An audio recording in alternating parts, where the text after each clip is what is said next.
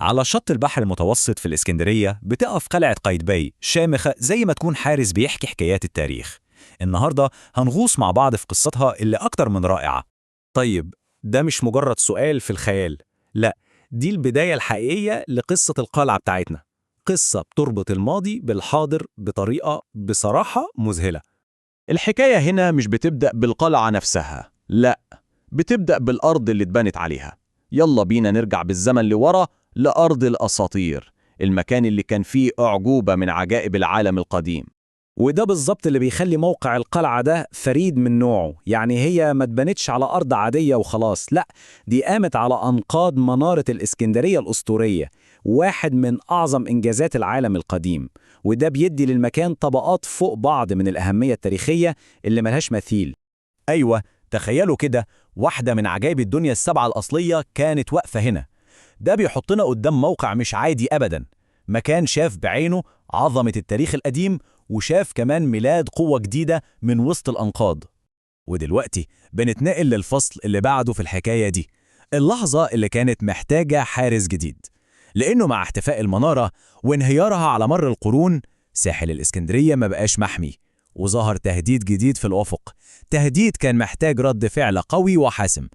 في القرن الخمستاشر، ومع التهديدات البحرية اللي كانت بتزيد يوم عن يوم، السلطان الأشرف قايتباي شاف إن لازم يتم تحصين أهم ميناء في مصر. ومن هنا صدر الأمر ببناء حصن منيع في أكتر مكان استراتيجي في الإسكندرية كلها. وهنا بقى الرابط العبقري. الموضوع ما كانش صدفة، ده حتى حجارة المنارة اللي وقعت استخدموها في بناء القلعة الجديدة. يعني كأن روح الحماية اللي كانت ساكنة المنارة لقرون طويلة رجعت اتولدت من جديد في شكل الحصن العسكري ده. بس إيه اللي خلى القلعة دي حصن محدش يقدر عليه؟ السر كله في هندستها. تعالوا نبص أقرب شوية على تصميمها الذكي، اللي كان هو مفتاح قوتها.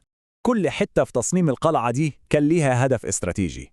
الأسوار مثلا ما كانتش مجرد حيطان، لا، دي كانت ضخمة جدا ومتصممة عشان تمتص ضربات المدافع. وأبراج المراقبة ما كانتش محطوطة بشكل عشوائي، دي كانت في زوايا معينة عشان تدي رؤية كاملة للبحر وتكشف أي خطر جاي من بعيد. كانت حالا آلة دفاعية متكاملة. لما نبص لتصميمها، احنا مش بنشوف مجرد حيطان، احنا بنشوف قصة صمود مدينة وإصرارها على حماية نفسها. كل زاوية وكل برج فيها بيحكي فصل من فصول القصة دي. لكن القصص العظيمة دايما بتتطور مع الزمن، وقلعة قايتباي مش استثناء.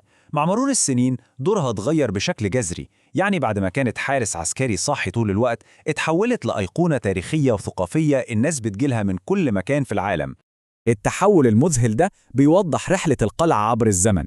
بعد ما كانت خط الدفاع الأول اللي بيصد الأعداء عن المدينة، بقت النهاردة شباك بنبص منه على التاريخ، ومكان بنستمتع فيه بجمال اسكندرية وهدوءها. يا له من تحول! تخيلوا بس المشهد ده، الممرات اللي زمان كان بيملاها صيحات الجنود وأصوات المدافع، دلوقتي بيملاها هدوء نسيم البحر وضحكات الزوار. ده التناقض الجميل اللي القلعة عايشاه النهاردة.